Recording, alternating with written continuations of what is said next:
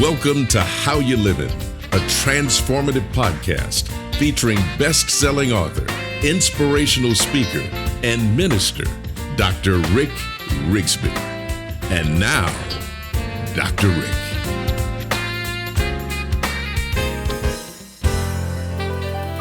Hello, friends. Thank you so much for listening. It's time now to continue a conversation we began with the last episode under the title, The Essence of Greatness, Part 1. Part 1 is subtitled, The Pain of Success. In Part 1, we discussed the necessity of pain in order to grow. Our conversation was assisted greatly by the work of Samuel Chand in his wonderful book titled, Leadership Pain, The Classroom for Growth. In this book, Chand argued that growth equals change, change equals loss, loss equals pain, so inevitably, growth equals pain. His conclusion? No pain, no growth.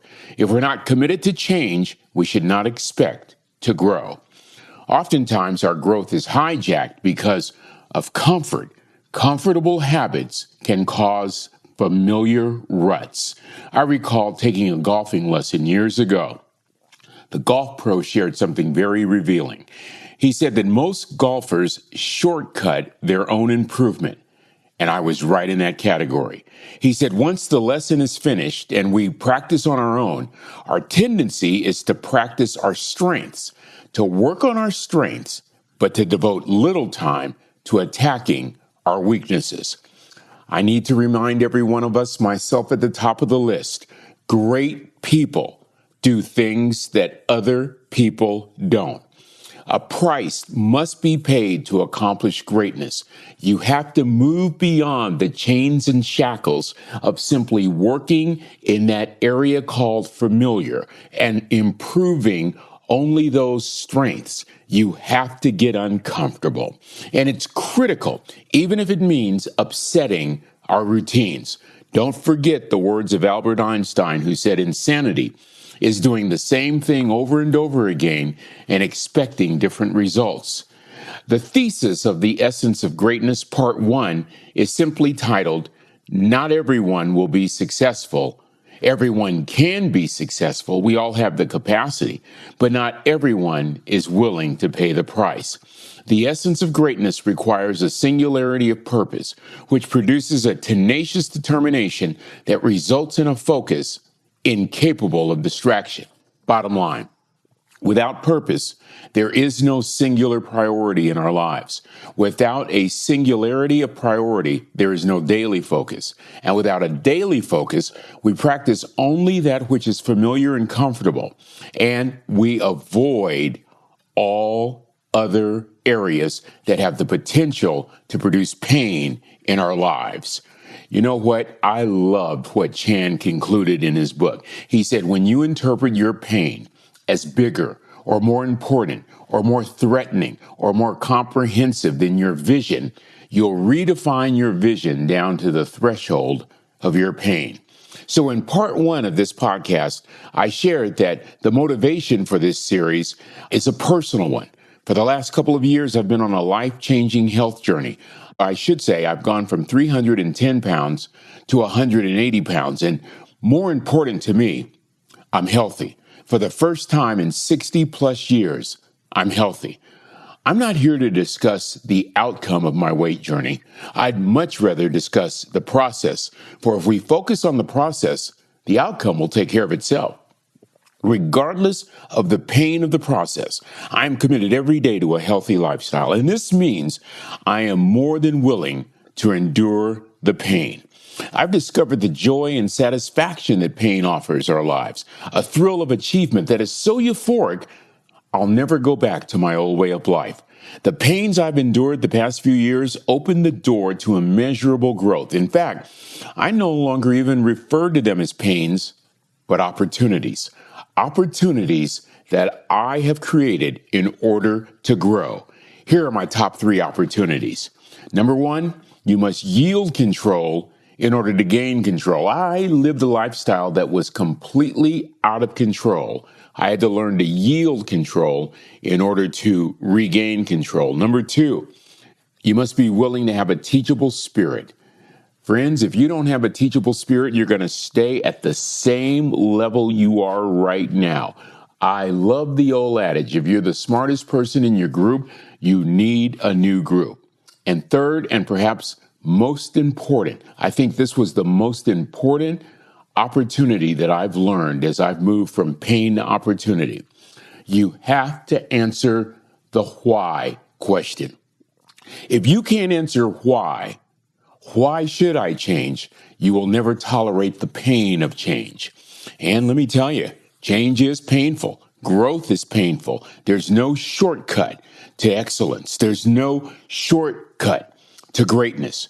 And it was painful to correct negative behaviors that I had developed over the last 60 plus years, like being an emotional eater, allowing emotions to trigger my eating, or eating with my eyes. I'd be completely satisfied. My stomach would be full, but I would see food and I would say, I've got to have that. But without that pain, there is no confrontation within that leads to growth. And it's the growth that leads to new discoveries. I discovered the difference between hunger and need. Such discoveries pull us out of the stalls, pull us out of the ruts that we have developed in our lives. You see, the essence of greatness means that you must be willing to endure the pain. You'll never endure the pain unless you can answer the why question. So, the essence of greatness, part 1, subtitled The Pain of Success, offers our foundation on which to build. This episode, which is part 2, is titled The Blueprint for Success. Here's the central theme. Do hard better. Oh boy. This is a difficult sell in this generation, but here's the theme once again. Do hard better. In our present society, we are not rewarded for doing hard better. We're rewarded for presenting well, looking good, speaking well, and above all, finishing quickly. As a matter of fact, we're given great kudos for finishing first. This represents a profound shift when it comes to previous generations. When we compare ourselves to the generations of our grandparents and our parents, it wasn't about finishing first. It was about not walking away from a job before it was completed. It was about doing our best and giving our best effort. I mean, I can still hear my mother and father and the moms and dads in our neighborhood echoing to us children, work your best, do your best. My father, the wisest man I ever met in my life, that third grade dropout, said this so many times when I was growing up. Son, if you're going to do a job, do it right. Now, grammatically, that's not correct. It ought to be do it well, but I got the point. I got the message, and I practice it to this very day. If I'm going to do something, commit to something, give the effort to doing it, I must do it to the best of my ability. I can still hear the voice of my father in my brain echoing with a piercing familiarity. Hey, son, I just saw what you did. You were supposed to clean the bathroom, as an example. That's not good enough, son. Do it again. Friends, I got to tell you, back in my day, it didn't matter what you had planned later in the day. When your parents said, do it again, you dropped everything and you did it again. And it had better been done the right way. What the people of that generation were trying to pass on to us was this. Do not shy away from hard. Do not run away from hard, but learn to do hard better.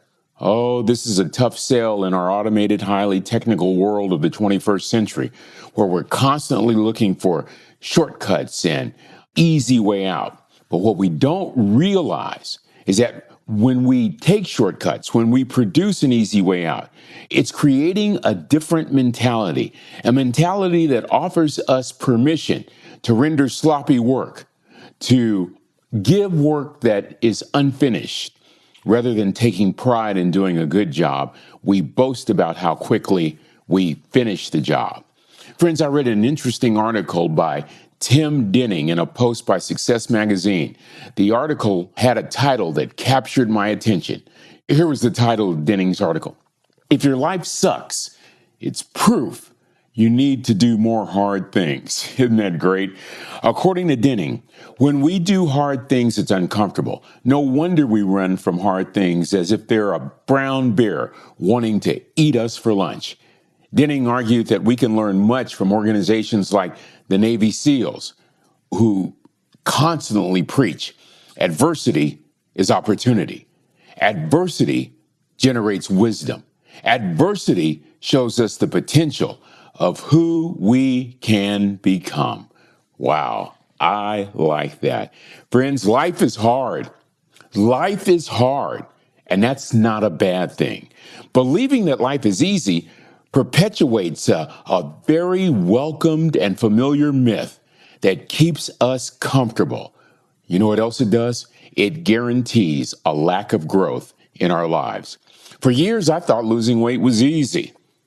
Losing weight is easy. The problem was I was focused on the outcome and not the process. Losing weight is easy. Transforming your life into a new lifestyle, that's what's hard. That's exactly what our world is populated with these days. Quick fixes. Quick fixes. How do I lose all this weight in 1 week? All of these diet plans that promote easy and quick. Now, I'm not judging here. Many of those plans have good results for a lot of people who are living healthy lives. However, in my journey, for me personally, I discovered that a quick fix was nothing more than a Band-Aid on a gaping wound. In other words, I never got to the root of my issue. I was constantly, for years, for decades, seeking the easy way out. Then a few years ago, it hit me, but only after I answered the why question. Why should I go through the pain of changing my life? Why should I go through the uncomfortableness of transformation? The answer? I'm a man in my 60s. I weigh over 300 pounds. And when I started looking around, I didn't see many men over 300 pounds who were in their 60s. I began to think about the months after my first wife passed away in 1996. The sheer agony, the devastation, the loneliness. I forced myself to go there for a season. You see, friends, I know what it's like to be widowed. I know what it's like to see the faces of little children who had to say goodbye to their mother. And I also, these days, know what it's like to live with grandchildren, to play with grandchildren, to experience life with grandchildren. The why became as obvious as the nose on my face. Here's the point. If you cannot answer the why question, you'll never, ever endure the pain of change. You will not give yourself a reason for which to transform. And if you don't give yourself a reason to change, it becomes virtually impossible to tolerate the pain associated with change.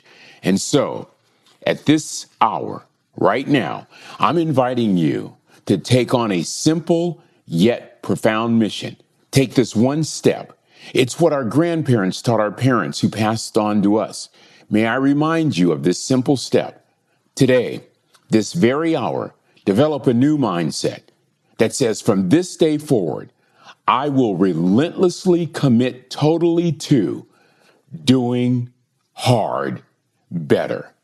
Friends, what awaits you is a kind of freedom and joy that you cannot possibly imagine.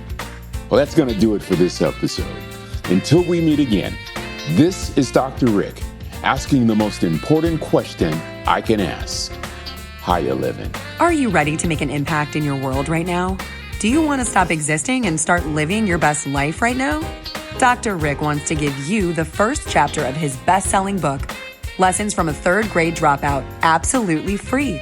Just go to www.rickrigsby.com/free gift to get the print or audiobook right now. This is thepodcastfactory.com.